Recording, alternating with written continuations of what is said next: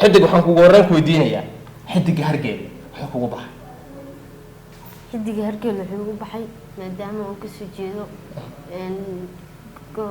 gobolka Afdheer degmada hargeyl xidig adigu ma aaminsan tahay inaad magaalada xidig u tahay dabcan Facebook waxaa soo gelisay 15 sawir oo mar kaliya booste ah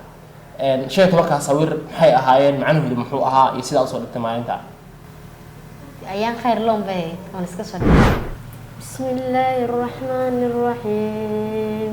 inna a'daynaka al-kawthara fasalli li rabbika wanhar inna shaniyaka huwal abtar dabcan hargeyl iyo deegaankii waxa aad looga dambeeyaa dhaqanka iyo dhaantada xidig uma dhaanteeya ma dhaantay laakiin si al dhaantay aad uga dhaantin jiray burgi hore way dadka ma daweysaado xanuunadii kugu badnaa ee daweysay kuwa way ahaayeen calool xanuun iyo madax xanuun bay ugu badnaayeen ugu badnaayeen dadkii aad daweysay dadku xidigga hargeyl ay kugu yaqaanaan maanta dhan barnaamijka inta aynu wadi xidigga yana ku lahayn magacaaga saxda ah barnoosha dee afar qof weeyda dhashay waxaana la kala dhahay محمد حمدي محمد شفاعي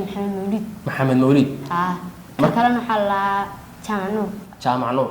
سيدي كل على صدق قف إن محمد لو وضع بحي يا ماما يا ضبا وأنا كذا حكي ولا كذا وعن ونكسن داود يلا حد كسر دواتان برنامج جارة والله يلان دونه يا مركز ورئيس حد الجهر جيل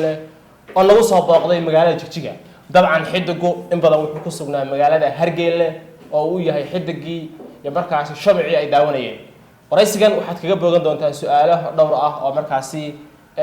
طبعا يساع إن بدنا كم بدنا عاد سويدين يساع وهرين حدك سودو تجيكو سودو بقية يبيج كجا مركز اللي قاعد داوني حلقة عن كلها يوتيوب كسودو هذا وحن كلها عاصمة الدجاج الله حدك هرجيل لا كسودو حدك وحن كورن كويدينيا حدك هرجيل حكوا بح xidig hargeyl wuxuu ugu baxay maadaama uu ka soo jeedo gobolka Afdheer degmada hargeyl xidig adigu ma aaminsan tahay inaad magaalada xidig u tahay sida aad u aqoonto waayo waxaan ku weydiinayaa dadku waxay sheegayeen ya waraysi hore uu kula yeeshay walaalkeen Muxiidiin Show inaad xifdil quraan tahay arrinta maxaa ka jira waa arrinta kitaabka quraanka uu nimay واي وضع ما يصير. ما دام يبرو هري كتب يصير. on حال دقتي إسكاهن. كتاب كورم كان لمية كتب يصير. معلم كي قرآن كله يجري دان كله أبسط دان كسيني حنا كسران. وكم. معلم كحلا معلم آدم. أديك يبرشيد إلى داونا يسح يعني أخر فردية وحندوني يعني. بل هل آيات القرآن كمية إن القرآن هيسن. حد الجهر جاي له يحفظ القرآن. رجل بنص قبنيه. بنص قبل. بسم الله الرحمن الرحيم إنا أعطيناك الكوثر فصل لربك وانحر إن شانيك هو الأبتر حدقة أنا جاي أديك بقى أنت أنا طبعا يسوي حالة هاي حقولي لها طبعا ما شاء الله إلى هاي نقول عن فعال وحنكوي دينيا طبعا فيسبوك وحاسوق للشانية تواصل أو مركلي بوستة sheekh markaa sawir maxay ahaayeen macnuhu muxuu ahaa iyo sida soo dhigtay maalinta ayaan khayr loon bay oo iska soo dhigay ayaan khayr bay inaad caan noqon doonto oo saameynta inta leeg aad yeelan doonto ma rajaynaysid ma rajaynaysid laakiin se ugu dambeyn waad gaadhay maxaad ku tilmaami lahayd maalinta maalin aad maalinta aad baan badnaa sawiraan soo dhigay waayahay taageerayaashaada dadkii sheekh markaa sawir arkay kugu bartay halka mar ay soo gelisay maxaad dhihi كون أمها علمي على مانتو مالك استوجوان بقى. وأمها علمي سا. وحدي شكتا شصرة يحد الجهر جل على شكو تشري بالليل. فالأنت يا جماعة. تقود بان هاي شن داسون وسوق مني. وتوقف بنيسي. شصرة تذكر وحي أوف السريين سيابك الدول قاربة وحي لها يعني معقول ما حد الجهر جل إنه شصرة وعلى شر نحفر ليه. لكن وحي هاي قبط. إلهي ما ندي معقول كديه. إلهي معقول كديه. حد الجهر جل تذكر حاجري قبله سيجارة وصف العلني باستياء أتصادقته كواسي وشيء إني جردويهين محل هذا كوا إن قال ممكن جناكنا إن شاء الله bakad gaadhaad arkaysaa waxaad kor baad u haysaa waxaad leedahay marka aynu gaadhin hee haynoo ahaa yaynu arkaynaa hadduu ilaahay yidhaahdo waayahay waxaan ku weydiinayaa dabcan xidigii hargeylaata hargeyle maxay caan ku tahay hargeylada xidiga hargeyle unbay caan ku tahay unbay caan ku tahay dabcan hargeyle aday caan kugu tahay miya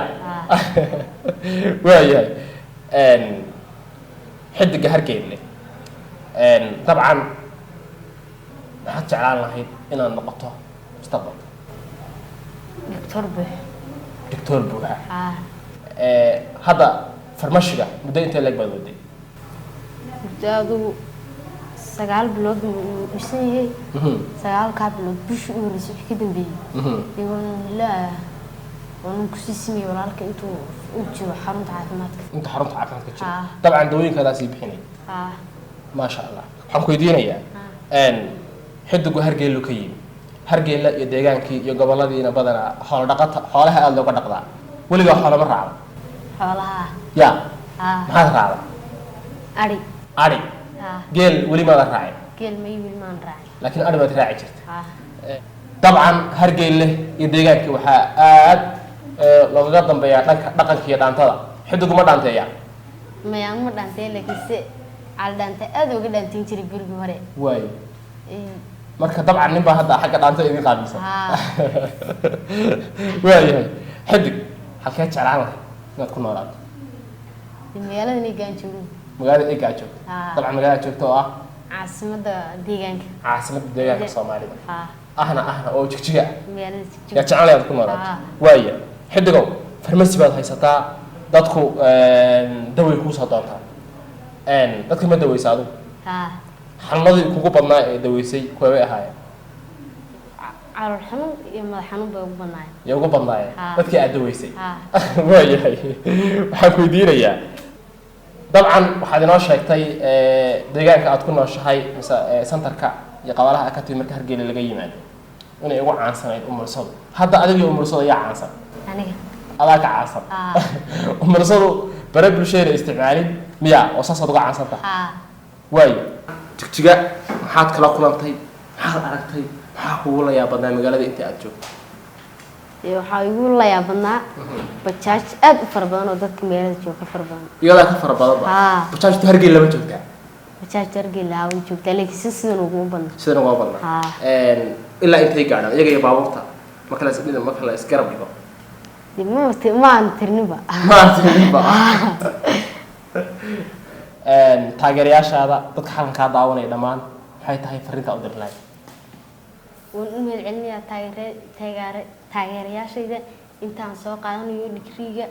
in doctor buux soo noqonayo inay ku sugaan inay kusii sugaan baad leedahay waaya xidiga hargeyle waxaad sheegtay in taageerayaashaada intaad fasalka ama digriga aad soo qaadanayso mise fasalada iskuulka hadda aad dhigata aad dhamaynayso dhaktar buuxa aad soo noqonayso inay ku sugayaan dabcan dadka ina daawanaya ee muuqaalkan daawanaya maxay tahay fariinta u dirayso waxaan ugu baaqayaa bulshada Soomaaliyeed dhamaanteed page-ka walaalkiisa aadam inay soo share gareeyaan oo soo leegarayaan aad ugu baaqaysaa yaan ugu baaqayaa dabcan in ka gudoomay aad baan ugu mahadsan tahay xidiga hargeyle gunti iyo gabagabadii barnaamijkeena ku jirnaa ama waraysigan waxaan ku weydiinayaa su'aasha u dambaysa dadku xidiga hargeyle kugu yaqaanaan maanta dhan barnaamijka intuu aynu weydiin xidiga yana ku lahayn magacaaga saxda ah barnoosha magacaaga saxda محمد حمدي طبعا محمد صومالي طبعا waxaan jeclahay inuu walaalkaayo oo aniga aan saaxiib dhowna sidee bay ku dhacday in aad laba qof oo isku hooyaa maxamed noqotaan de afar qof weeyada dhashay waxaana la galday maxamed xamdi maxamed shafaaci maxamed mawlid markalena waxa la jaamacno sidee ku dhacday saddex qof in maxamed loo wada bixiyo waa arrin kale cajiib la dhihi karaa waayahay xidiga hargeyle aad baad u mahadsan tahay dabcan barnaamijka xiga intaan ku kulmi doono dabcan adiga iyo taageerayaashaada waxaan leeyahay war xidigu jigjiguu joogaa deegaankii Soomaalidu joogaa caasimadii uu joogaa dadka sawirada la gal caankoodii baa tahay hargeylena inaad adoo inta ka weyn ku noqon doonto oo dhaktar buuxa aan rajaynaya hadduu ilaahay yiraahdo farmasiga yaraan ku laaban doontaa farmasiga aan ku dhex noqoto isagoo intii ka weyn dabcan hay insha Allah daawaday haddii uu muuqaalkani ku soo gaadhay oo adigoo halkaaga fadhiya aad xidiga hargeyla maanta waraysigiisa iyo dabcan su'aalo kaa dhex guuxayay oo aan weydiinayba ay kusoo gaadheen muuqaalkan noo sheer gare follow page-ka Sidaa Cabdi Xarago waxaan idin leeyahay sidaa iyo nabadgeenyo.